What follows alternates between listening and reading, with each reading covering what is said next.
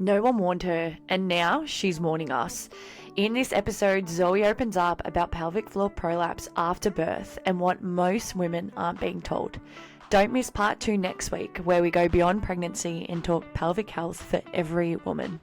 Hi, I'm Britt. And I'm Amy, and welcome to the Every Season podcast. We're here for a fun time, not a long time. Hopefully we're here for a bit of a long time. Hey Britt, Hey, Ames. would you say you need some assistance when it comes to being more aware of your body? Why? What have you got? Well, you can download our free 7-step female body awareness kit and see if it helps Sweet, where? in the show notes and on our website. Also, in order for us to be here for a long time, Please subscribe to our podcast. can you tell us what season you're currently in, Zoe? Yeah, so I guess I'm in Motherhood. I have a 6-year-old and a 3-year-old, and they're a handful in a good way.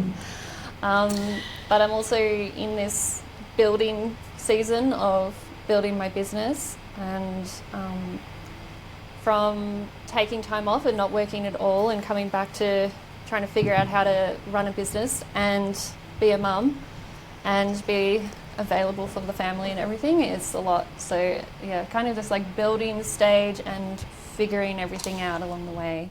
A bit of a juggle.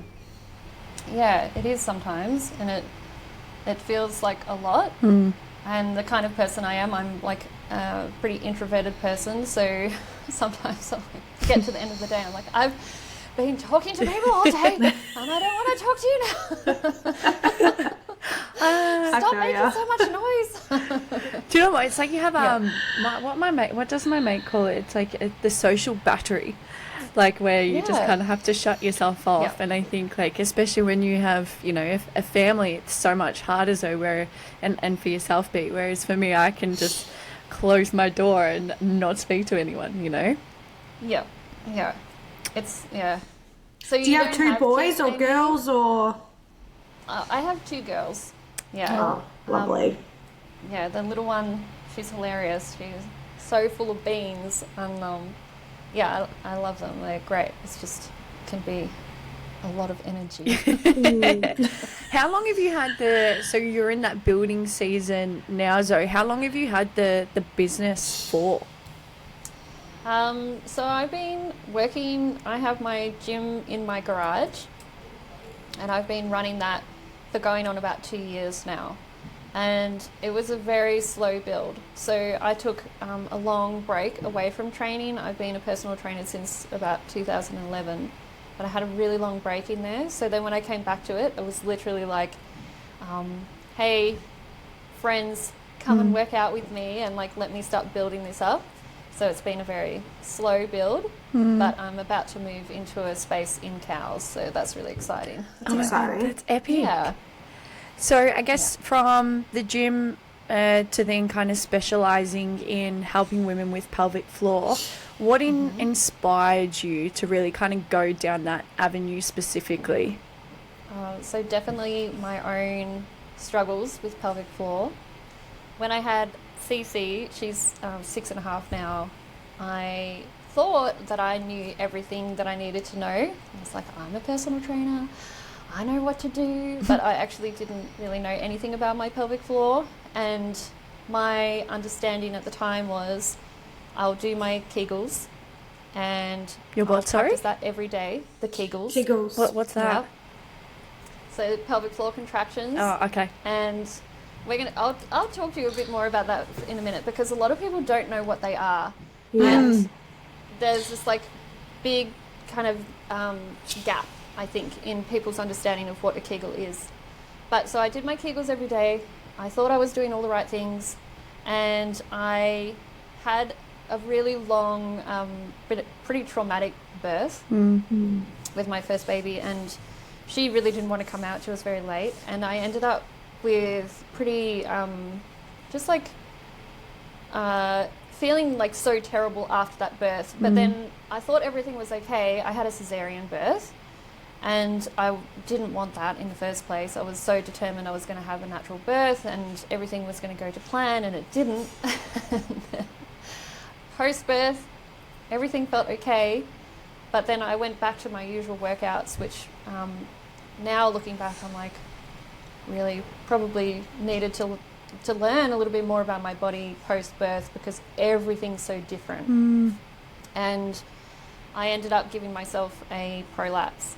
So the anterior wall of the vaginal canal kind of falling in, and it's just like such a shitty feeling when you have already been through a traumatic birth, and then you're suddenly like, well, what the hell's just happened to my vagina? Like, it's like. So with that, was that because you had the Caesar, you already had that traumatic birth, and then you went to exercising like 6 weeks later, and then you prolapsed from the exercise that you were doing?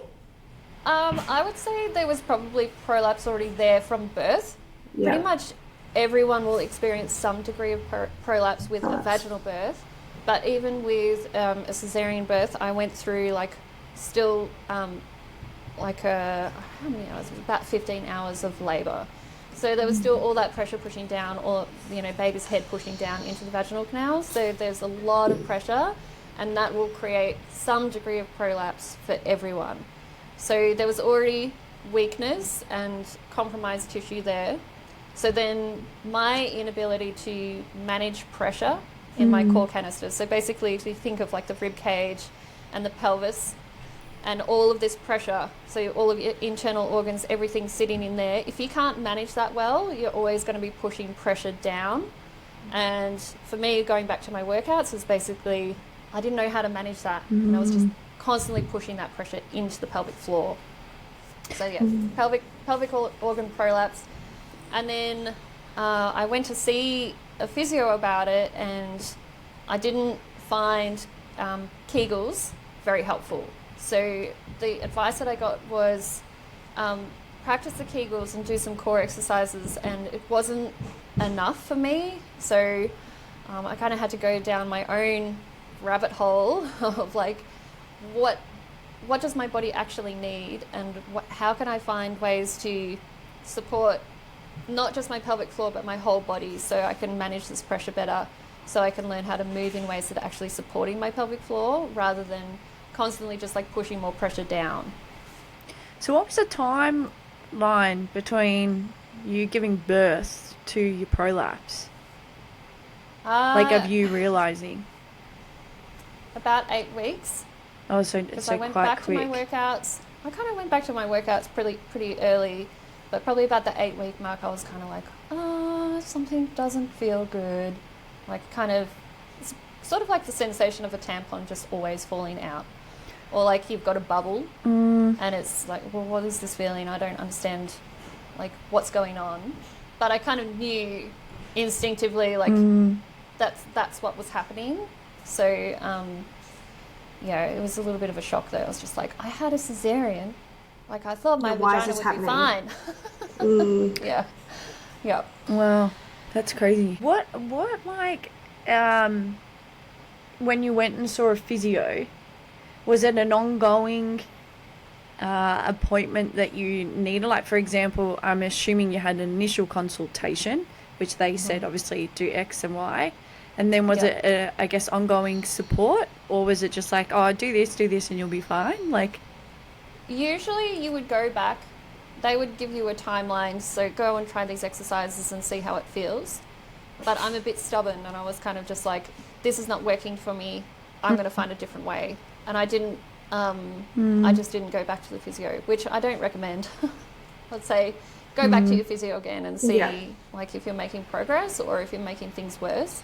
But because I feel like I know my body really well, I could kind of feel what was happening. I knew that what I was doing wasn't helping. So then it was finding a different approach.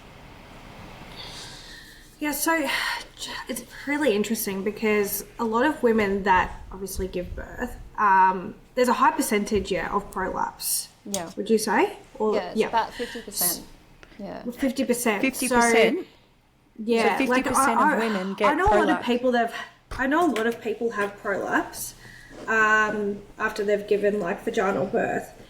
And I just think from the moment you give birth to you being in the hospital, and they come around, they do a little bit of a review on you to the point where you have to wait until 8 weeks to actually find out that you've had that prolapse. Like, why does it take so long? Yeah. I think... Do we not get checked properly, do you think, or...? Well, so there's a 6-week post-birth check that you'll go back and usually either see... So you usually have midwife checks in between there. So in that first week, I think I had one at the hospital, and then, you know, the maternal health nurse will come and see you, but they're not going to check your pelvic floor. No. They will ask you how you're going. And then you get to 6 weeks. When I had that 6 weeks checkup, my doctor pulled off my bandage and looked at the scar. Maybe I didn't even have the bandage on then, it had already come off. Had a look at the scar. Looks good. Just go back to what you were doing, pretty much. Ready to go. And because the thing is, like, I'm just thinking about back to myself, but like, there's no question, because in those 6 weeks, you're not really doing much apart from getting up, feeding the baby. Like, you're not doing your normal everyday movement. So to be able to like check it in that time is probably a silly time to check it, really, isn't it? Like, because they're not going to be able to judge whether you're going to have a prolapse or not until you start moving those organs, like you said, and then all that pressure then goes down because you're trying to work out. Yeah, I mean, you'll know. If you went and had a physio check it between 6 and 8 weeks, and you kind of usually when you go see a physio is when you stop bleeding, they will be able to tell straight away if you have prolapse. Yeah. So it's more for me. When I went to see the physio, I had chosen not to have an internal exam because I said to her, I feel fine, everything feels good. And then it was in between that kind of like, I think that was maybe like 6 or 7 weeks that I saw her. And then after that, when I went back to my workouts, it was like, oh, actually, no, it's not okay. Like, so if I had had an internal check, probably she would have known straight away that there was prolapse there, and that she would have been like, you know, you need to stay on top of this. But like, I'm like so many women who would not go. Like, you know, there's this gap between I didn't like the advice that I got, or it didn't work, and I don't know what to do now, so I'm just going to kind of accept it and leave it. Hopefully it works itself out, you know, that sort of like, I don't know what to do, I've got too much on my plate, I'm a new mum, I just can't even think about this, like there's so many things. But then yes, this like prolapse, if you have prolapse, you know, it's very like all consuming, it takes up so much of your energy and time, and it's like, why has this happened? Like, what have I done wrong? What's my body, you know, what's my body trying to tell me that I'm doing wrong, basically? On that, why do you think so many women like just put up with the pain and don't go and get checked and seek help? So maybe like what I just mentioned then, like they went and it didn't help. Like they got some advice and it didn't help straight away. So it's like, well, I don't know. I'm just gonna hope for the best. But then I think there's also just like this overwhelm. Like there's too much information. There's too many different opinions about it, and there's too many ways that you can try to fix it. So then it becomes just this overwhelm, and like I don't want to have to like research all of this information and work out what's going to help. I did that because I like to.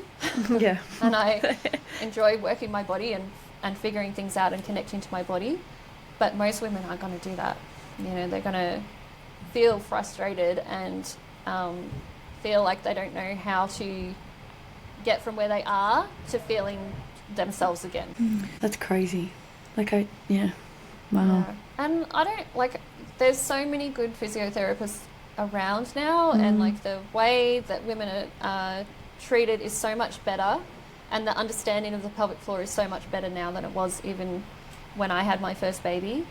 But I think there's still this like kind of old school approach to pelvic floor that's like, just make your pelvic floor stronger and that'll fix all your issues. But that is so far from the way things are, and so many women are already like just like this in their pelvic floor, and they don't need to do Kegels. Yeah. I mean, when we go into Kegels, because I didn't even know it was called, it was it's called that.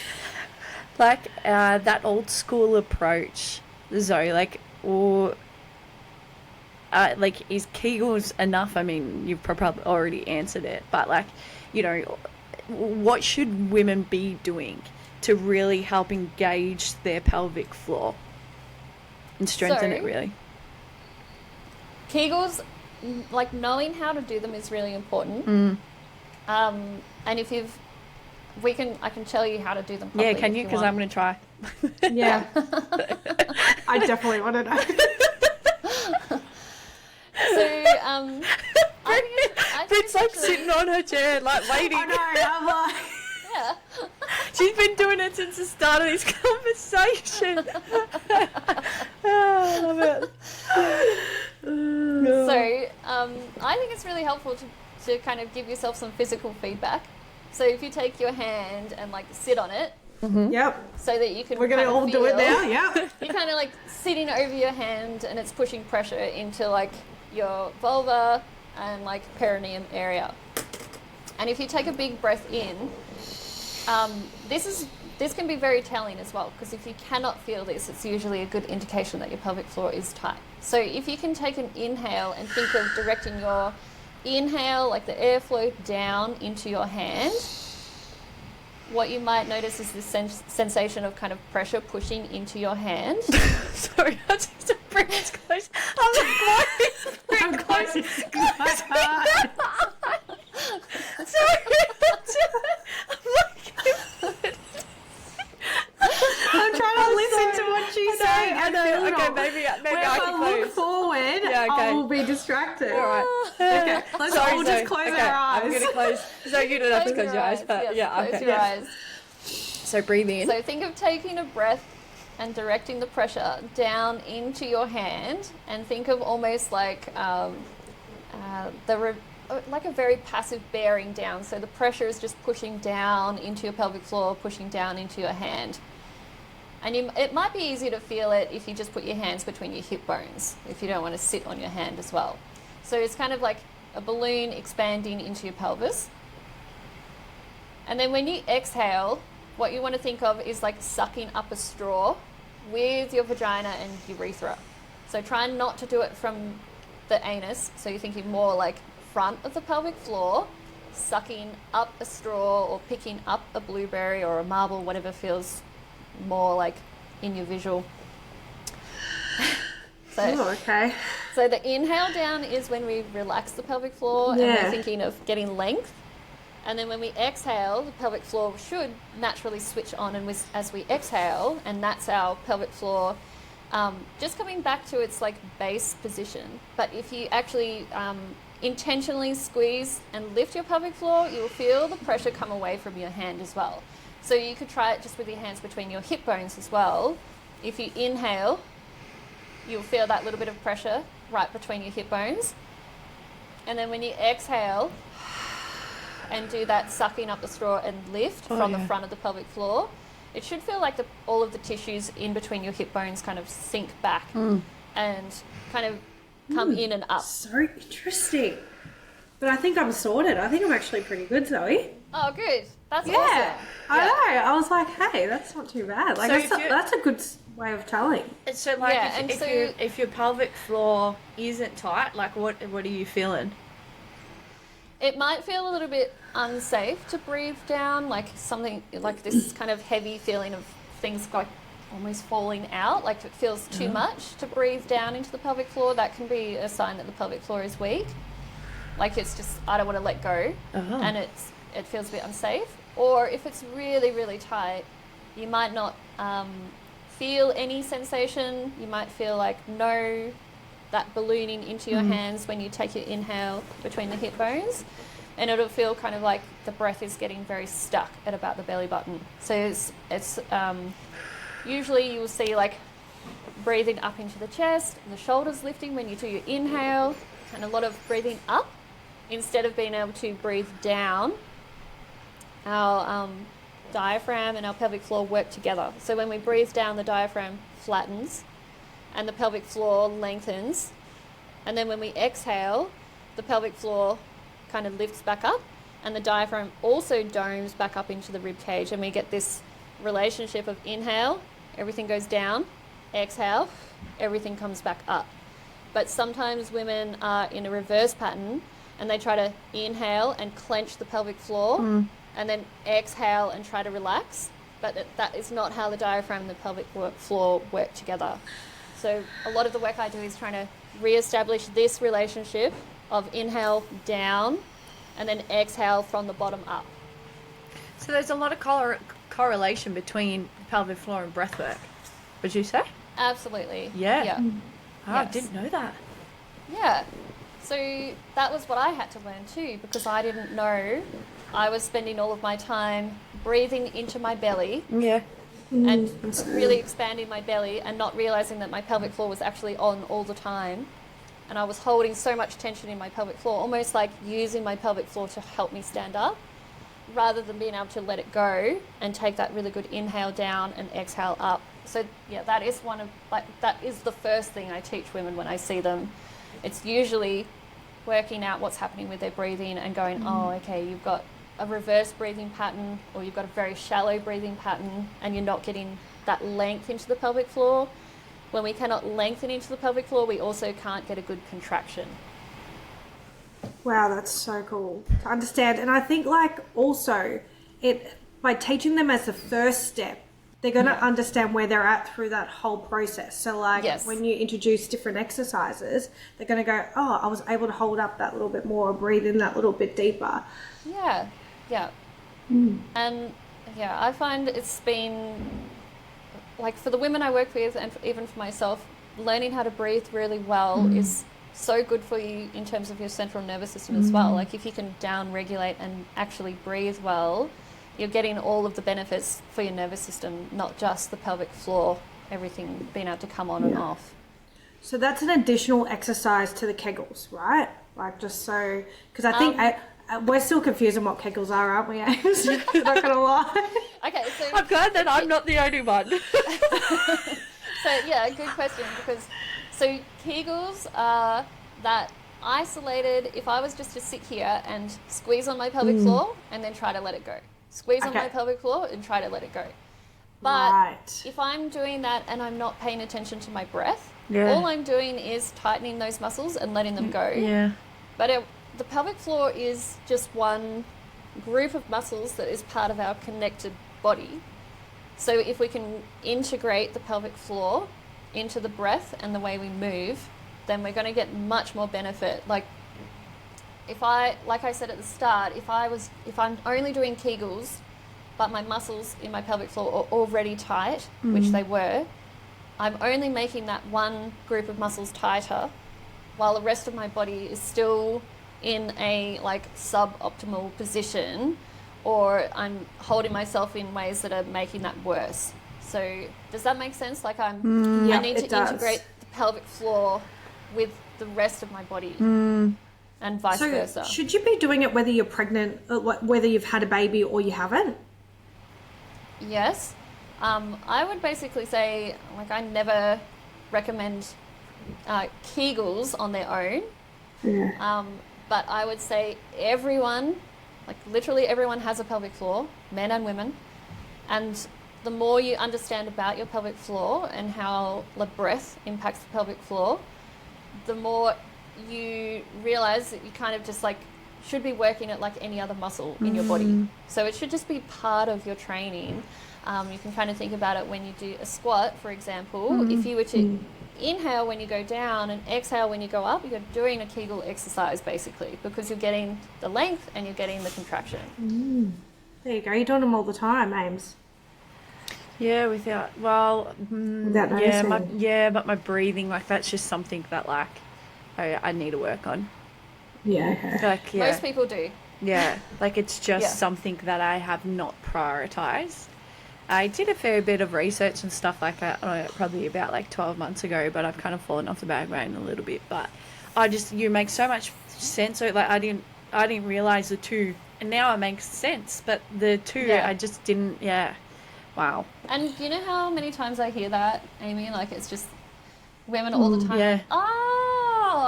Yeah, but you know, like it's just, it's crazy. Yeah. I'm not even going to tell you what I did. Yeah, go on. Because I did it so wrong. Yeah, you have to. Go on. I did it so wrong.